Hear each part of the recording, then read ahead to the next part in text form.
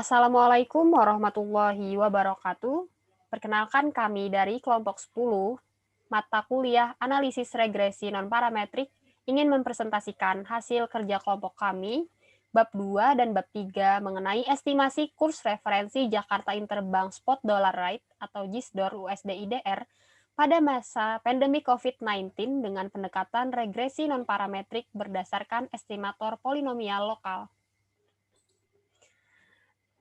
Di sini saya tidak sendiri, di sini saya ditemani oleh dua teman saya. Perkenalkan, nama saya Horidah dengan NIM 006.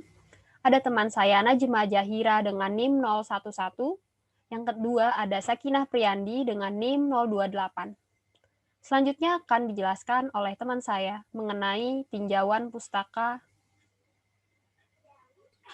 Bab 2, tinjauan pustaka. Yang pertama ada pengertian kurs. Jadi pengertian kurs itu adalah harga atau nilai satu mata uang dalam mata uang yang lain. Biasanya ditetapkan oleh bank sentral suatu negara. Kurs disebut juga sebagai perbandingan nilai. Artinya ketika kita menukarkan mata uang satu dengan mata uang lainnya, maka akan menghasilkan perbandingan nilai atau harga dari kedua mata uang tersebut. Kurs terdapat 3 macam. Yang pertama ada kurs beli, kurs jual, dan kurs tengah. Kurs beli. Kurs beli itu adalah harga beli mata uang yang dipakai oleh bank dalam penukaran uang asing atau money changer dan digunakan oleh para pedagang valuta asing untuk membeli valuta asing. Yang kedua ada kurs jual. Jadi kurs jual ini adalah harga jual mata uang yang dipakai oleh bank yang digunakan dalam penukaran mata uang asing. Dan juga kurs jual ini digunakan oleh para pedagang valuta asing untuk menjual valuta asing. Yang ketiga ada kurs tengah. Jadi kurs tengah ini adalah penggabungan antara kurs jual dan kurs beli. Hal ini dilakukan dengan cara mencari rata-ratanya, akan tetapi kurs tengah jarang digunakan. Selanjutnya ada Jakarta Interbank Spot Dollar Rate atau JISDOR. Jadi Jakarta Interbank Spot Dollar Rate ini adalah kurs referensi mata uang rupiah terhadap dolar Amerika Serikat yang disusun berdasarkan kurs transaksi valuta asing terhadap rupiah antar bank di pasar domestik melalui sistem monitoring transaksi valuta asing terhadap rupiah atau Sismontafar di Bank Indonesia secara real time atau pada waktu sebenarnya. Selanjutnya ada regresi non-parametrik. Jadi regresi non-parametrik ini adalah suatu metode statistika yang digunakan untuk mengetahui hubungan antara variabel respon dan prediktor yang tidak diketahui. Bentuk fungsinya hanya diasumsikan fungsi smooth atau mulus dalam arti termuat dalam suatu ruang fungsi tertentu, sehingga regresi non-parametrik memiliki fleksibilitas yang tinggi menurut Eubank tahun 1988. Model regresi non-parametrik secara umum dapat disajikan sebagai berikut. YI sama dengan FXI plus EI, dengan I sama dengan 1 sampai N. Selanjutnya adalah estimator kernel. Salah satu metode estimasi pada polinomial lokal adalah menggunakan WLS, sehingga diperlukan pembobotan. Salah satu pembobotan yang digunakan untuk mendapatkan estimasi adalah fungsi kernel. Fungsi kernel K dengan bandwidth H didefinisikan sebagai berikut.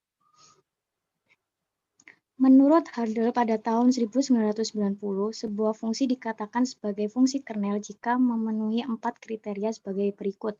Yang pertama adalah Kx lebih besar sama dengan 0 untuk semua X. Yang kedua adalah integral dari min tak hingga sampai tak hingga Kx dx sama dengan 1.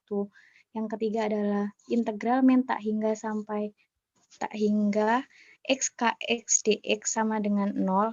Dan yang terakhir adalah integral dari min tak hingga sampai tak hingga X kuadrat Kx dx sama dengan sigma kuadrat lebih besar dari 0. Selanjutnya adalah regresi polinomial lokal. Bentuk fungsi regresi polinomial lokal dapat dilihat pada persamaan yang kedua. Dengan NIX adalah fungsi yang tidak diketahui bentuknya dengan prediktor XI dan EI adalah residual pengamatan ke I.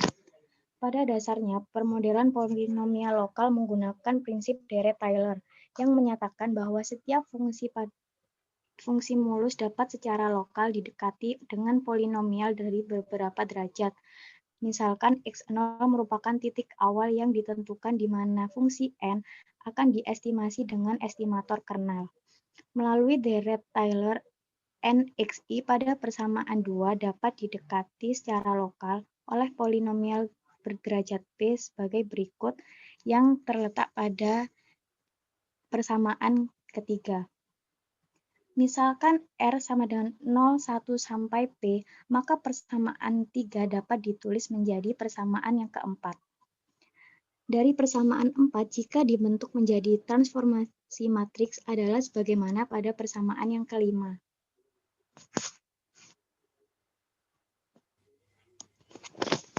Untuk mendapatkan estimator dilakukan dengan meminimumkan kriteria WLS sebagai berikut. Estimator beta diperoleh berdasarkan pendekatan polinomial lokal dengan menggunakan fungsi bobot K yang terletak pada persamaan yang keenam. Fungsi bobot ini dinamakan fungsi kernel. Bentuk bobot polinomial lokal ditentukan oleh fungsi kernel K, sedangkan ukuran bobotnya yang ditentukan oleh parameter H yang disebut bandwidth. Sehingga kriteria WLS dapat ditulis sebagai mana persamaan yang ketujuh, di mana KH sama dengan diagonal KH XI min X0 sampai KH XN min X0, sehingga untuk estimasi beta diberikan oleh beta topi sama dengan inverse dari X transpose kali KH kali X kali X transpose kali KH kali Y. Hal yang harus diperhatikan dalam polinomial lokal adalah pemilihan bandwidth. Pemilihan parameter bandwidth atau H memiliki peran penting dalam melakukan estimasi. Pemilihan bandwidth yang terlalu besar mengakibatkan plot hasil estimasi model akan menjauhi plot data awal, sehingga menjadi sangat halus. Ketika bandwidth terlalu besar, maka bias permodelan akan besar dan keragaman akan kecil. Pemilihan bandwidth yang terlalu kecil mengakibatkan plot hasil estimasi model yang berliuk-liuk. Ketika bandwidth terlalu kecil, maka bias permodelannya akan kecil dan keragamannya akan besar. Oleh karena itu, harus dicari bandwidth yang optimal untuk menyeimbangkan bias dan keragaman agar diperoleh estimasi yang baik. Selain itu, pemilihan derajat pada polinomial lokal juga harus diperhatikan, di mana derajat yang besar akan mengurangi bias permodelan, tetapi akan menyebabkan keragaman yang besar. Selanjutnya adalah GCV atau Generalized Cross Validation, merupakan salah satu cara menentukan bandwidth yang optimal dengan menggunakan metode GCV, Generalized Cross Validation. GCV dengan rumus sebagai berikut, GCVH sama dengan MSEH per dibagi 1/n trace matriks identitas dikurang matriks A dalam kurung dikuadratkan. MSH sendiri adalah 1/n sigma berjalan dari I sama dengan 1 sampai 2 YI min YI topi kuadrat. Matriks A adalah inverse dari X transpose KH dikali X sama dengan X transpose dikali KH. Nilai GCV terkecil akan memberikan nilai bandwidth H yang optimal. Selanjutnya adalah metode penelitian. Dalam metode penelitian ini kita membahas dua hal, yaitu sumber data dan langkah analisis data. Sumber data yang digunakan dalam penelitian ini diperoleh dari website Bank Indonesia. Data tersebut adalah data kurs referensi Jakarta Interbank Spot Dollar Rate atau JISDOR USD IDR dengan periode harian mulai dari bulan September sampai dengan Oktober 2020.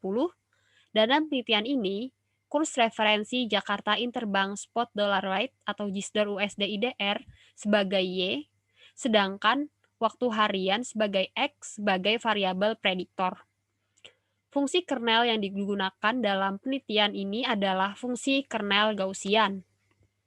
Langkah-langkah analisis data di sini ada 4.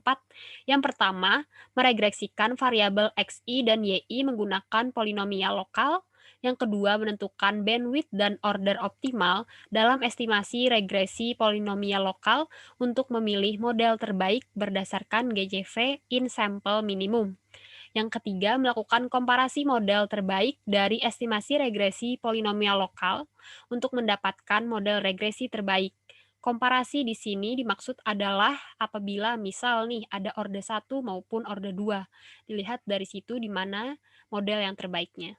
Yang keempat adalah melakukan prediksi terhadap kurs referensi Jakarta Interbank Spot Dollar Rate, JISDOR USD IDR. Sekian presentasi dari kelompok 10 mata kuliah analisis regresi non-parametrik. Mohon maaf apabila ada salah-salah kata. Wassalamualaikum warahmatullahi wabarakatuh.